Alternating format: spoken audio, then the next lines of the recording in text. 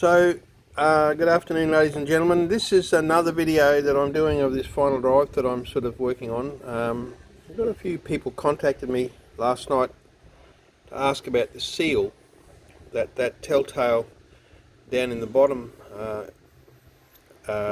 operates to, and I thought I'd just show you. I've just got the axle and the bearing out of this hole. I haven't had time to clean it or prep it yet. But this is the overview of the final drive with the cover off it. Cleaned it up more or less. That there that's moving is the pinion, and you can see that it's in really lovely condition. It's not damaged or worn in any way.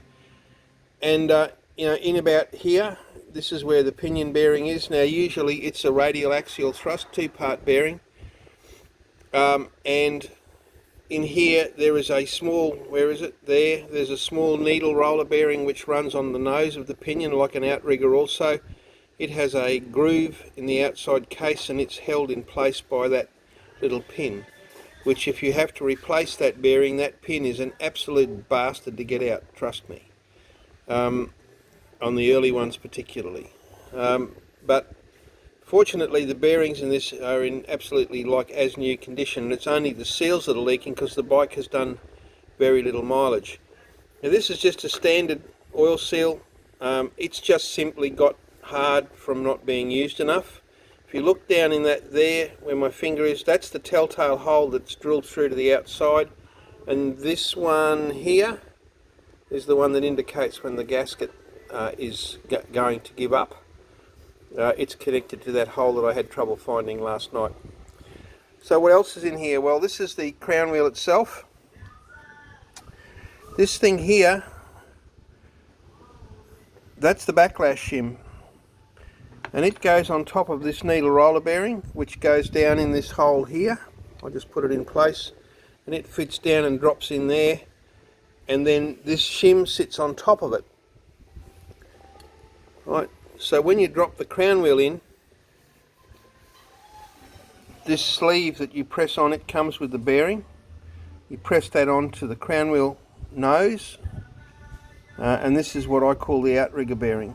Right, so that flange there goes down against this brass shim, or copper shim, it's brass I think. And that shim there has the effect of lifting the crown wheel up so that you get backlash in there, so that there's clearance in those teeth, so you can back off and it'll overrun a little bit and catch again rather than be so tight that it'll break. The shim that I was measuring in the movie last night sits between this housing and the back of the crown wheel. There was a big bearing on the back of that. It also is in beautiful, perfect condition. There's nothing wrong with it, no need to change anything. But I am going to change the shim because I've got to take that out to do the seal that lives down inside this hole and clean that spline up. Down in there you can see sort of nearly, you can see the black shiny line there that is actually the seal. So I've got to do that seal. So it's got too much end float in it for my money, so I'm going to just shorten that up a little bit. Everything's fairly well prepped. I'll do a final prep before I put it all back together again. And there you go. We'll pull that seal out and we'll put a new seal in, and then the other thing that lives in there is this tube which goes down in the middle of that, and it goes through the seal.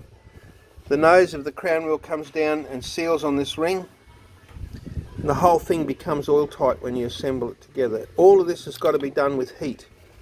If you try to take that bearing out, Munich motorcycles sell them, I think they're about $260 for that bearing. And each shim that you have to change, if you have to change them, they run out between $16 and $35 depending on where they are. I use a pilot bearing puller and plenty of heat to get that out without damaging it, and I heat it back in when it goes back in. And really all we're going to have to do with this thing is just do a reseal on it so that it holds oil. It's not appreciably worn in any department. You just got to be very careful taking it apart, because you can damage things like that needle roller bearing. If you try to take the pinion out, there's every chance that you will damage this bearing or this bearing. They're fairly robust, but they don't suffer fools very well. Ask me how I know. Anyway, I'll finish cleaning this up, put the new seals in and stick it back together, but I thought you just might like to see the inside of a final drive, the crown wheel, the pinion, the drive spline, which I've since put back on with a new seal in it. I've got to prep all this and clean all that up before I put it back together again, and it'll be as good as new. Ride safely and stay well.